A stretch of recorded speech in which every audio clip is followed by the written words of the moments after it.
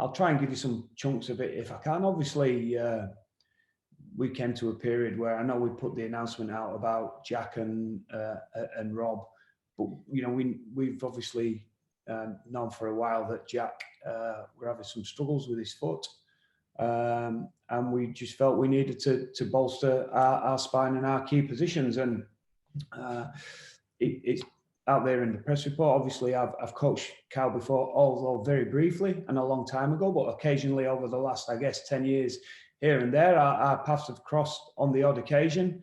Sean's obviously played with Kyle and got a good relationship with him, and Kevin, being from Oldham, he has too. So, when we were looking around, obviously to try and strengthen his team, Kyle's skill set as a rugby player, be it league or union, is a phenomenal one. Really, his speed and acceleration, his footwork, but his skill set, and we feel he's actually sharpened his skill set up being in rugby union.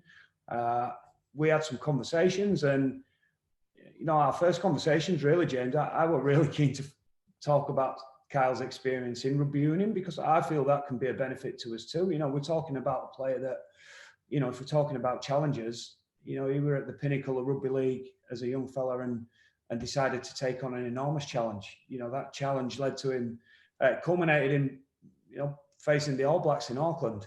We're talking about a young player that has come from Oldham St Anne's. I'd still say Kyle's played rugby league longer than rugby union, from being a young player up to leaving and going playing union. So he's shown me that he's never been one. History will tell you he's never been frightened of taking a challenge on. And part of our conversations was, this is a challenge. This is a challenge, and you've really got to want to do it. But I guess the big selling point for me, James, we'd initially talked about coming and playing this season and seeing how it all went. And then if Kyle had opportunities, which he did this time, to play in rugby union, he could weigh it up and make an informed decision. But within a day, he came back to us and he says, nah, I'm in. I want to be in, and I want to commit for longer than that. And I can't tell you sort of that were a massive selling point for us, the fact that now I'm coming in, I'm going to do it. I want to do it, and I'm going to do it. And we'll give him all the help that he needs. Obviously, we've got a tremendous halves coach on our staff as well that's clearly got a good relationship with Kyle from before. But we think it's a great story for our game, and we think that Kyle is doing it for the right reasons, for his own personal reasons and the right reasons. And we feel that as a club, we've got a terrific bunch of players that are all on board with each other. And, if we can really put a smile on his face, like we think our group of players will help him do that in our environment, we think he's got the ability to light up what is already a terrific place to play on a Friday night. And it's not all about round one. There's a lot of conjecture about our team for round one, and we've announced a couple of injuries, but we want to sustain a presence and challenge this year, next year, and the year after. It's not all about round one and getting Gailey fit for round one and making sure that Kyle's at the top of his game on round one. I mean, that would be lovely, but there's a bigger picture for us too, and hence the 2-season contract. It's not about being ready for round one. I think Kyle summed it up beautifully there, really. Just time. We're really confident that, again, given his athletic ability, given his skill set, given his history in the game, that it's a matter of time, not if, that he becomes a major presence in this sport again. We've been running some combination sort of based on, I wouldn't say worst case scenario, but based on Luke not being fit, Cal McLennan not being available. Obviously, this has happened today too. So we've been running different combinations. Ash Hanley spent a fair bit of time at fullback and looked very, very good. Liam Sutcliffe's done some work in the house for us too. So has Richie Myler. So I'd like to think that moving forward, as it's always been for us, it's about the team and the squad. And I think when we put situations like this to our group, they're more than willing to be adaptable and flexible for the sake of the team. And we'll work out what our best combinations are.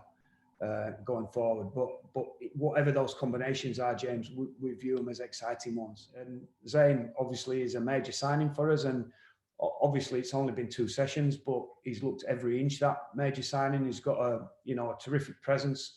I think he's got a very high level footy IQ. If you're talking about his knowledge and experiences of the game, and obviously coming out of Sydney Roosters for 4 or 5 years and playing at Penrith, he's been in some very high performing teams and systems and individuals.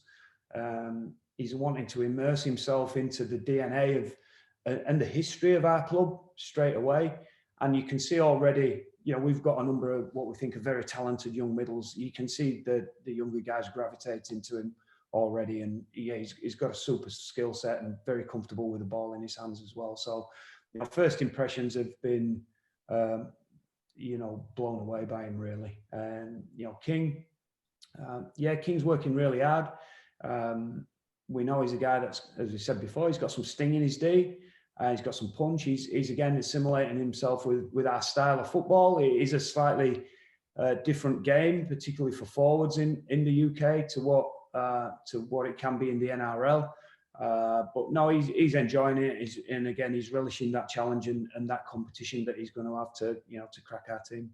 Matty's got a young family and a lot of family back home in Wollongong. We said to Matty, look, just let this, we can assure you that things are heading in the right direction, but let this play out for 2 or 3 weeks. And what the comfort we had in that, James, is that Matt is a